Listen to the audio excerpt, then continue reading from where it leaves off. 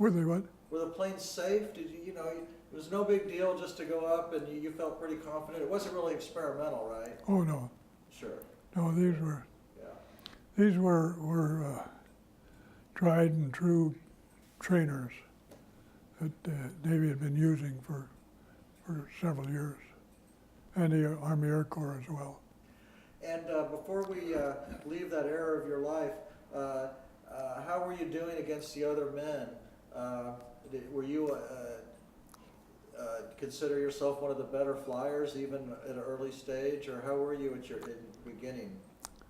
Oh, I think I was at least equal to anybody else and better than most. You bet, you bet. Well,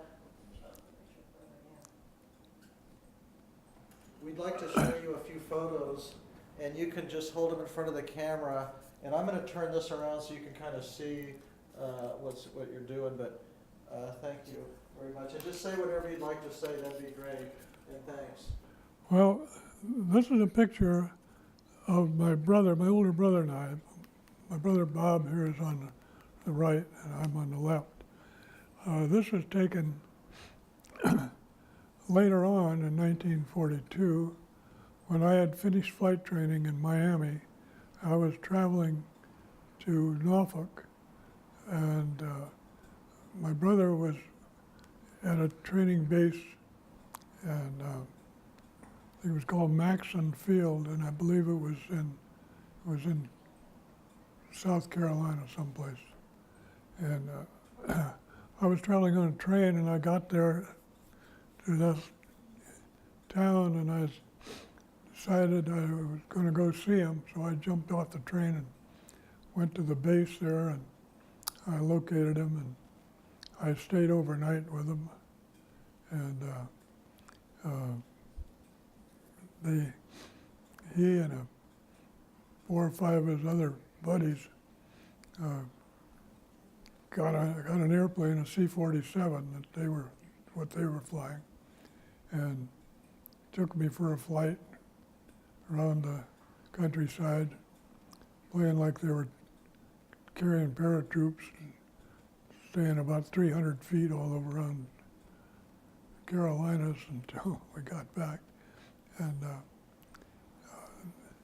that was the last time I saw him until 1945. Let's say that was about that was October 1942. So your younger brother? No, he's my older brother. Older brother? Yeah. Okay. So how much older was he? He was 3.5 years older. Sure. So he had just turned, see, I was 22. No, I turned 21 that year. So he had a birthday in September, so he was 25.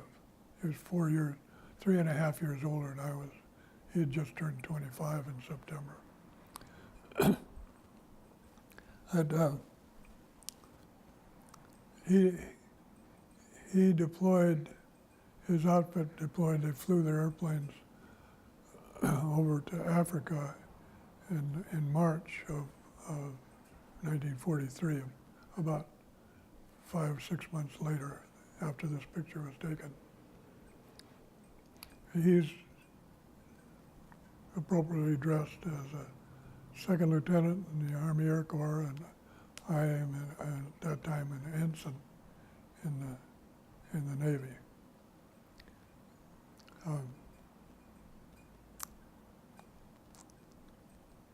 I told you about his injuries later on, and he went overseas in '43 and came home in a. Maybe just to wrap it up, yeah, their career with Union Oil and Micropaley, and plus working for the state, that's always nice to retire from there. Did he tell you anything about when he was flying with the C-47s? Was he a pilot, and then tell me about that part of his, wow, I mean, he's out there and then the action in Europe, huh? Yeah, well, he he went over there as a second lieutenant. He made first lieutenant after about the first one or two raids into Sicily, and he made captain, I think, a short time after that. Their loss rate was pretty high, and it seems like if you got over there and made your drop and managed to get back in one piece, if you did that 2 or 3 times, they'd promote you. So he went up pretty fast. Yeah, that was a bad time to be flying over Europe there in those early days. So would he carry troops with him, and that would be some of his missions, and he'd be flying over Europe? Yes. Oh my, wow.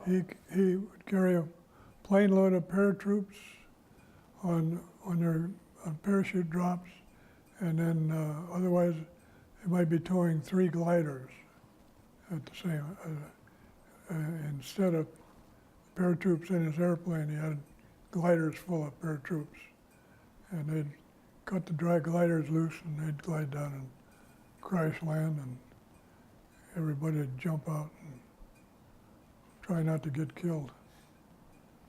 Well, that is such a rough story to hear about him being shot as he was parachuting down, but in some weird way, I almost think it's a happy ending that the Allied troops were maybe able to capture him, get him to an Allied hospital quicker once things went bad. Maybe that was at least some good he got, right?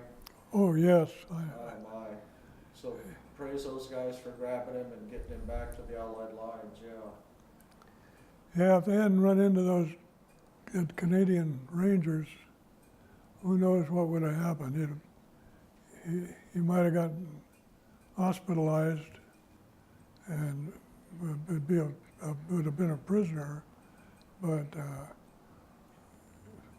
whether he would have lived through that or not is problematic. Well, and thank you so much for sharing your stories, Diz. I feel like calling you Dean actually, but Diz, you made it so uplifting that your brother was the tough guy who could get in and out of his chair and go to work and just get it done, and then heck, like I say, finish his career with the state and retire there for a second retirement essentially.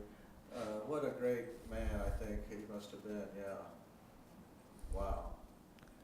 Yeah, well, both my brothers were tough guys. They both were boxers. Well, we all 3 were. This brother Bob was a guy. He wasn't that big. He weighed about 165, 170 pounds, but he'd take on anybody.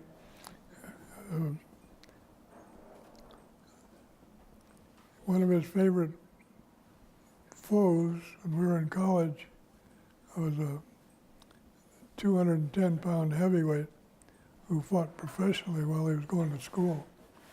And my Bob would take him on in gym class all the time. And he also got his jaw broken by this guy.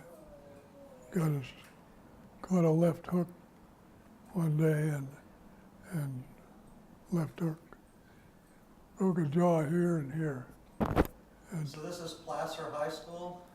where was this? Well, he was in junior college then, Oh, sure. and didn't slow him down. He broke his collarbone in high school and playing football. And he was out for 2 weeks, and then he was back playing. He had a brace on his shoulders, and didn't bother him a bit. Got up and dusted himself off and went on. Well, one last question before we have to turn off the camera here. So you talked about, you know, your family's kind of, brother's kind of tough, you're pretty tough. And, but then it seems like all you guys were going to junior college and getting educations back when, you know, a lot of people didn't make it through grade school. What made you guys want to go to junior college, or how did that come about, Diz? Well,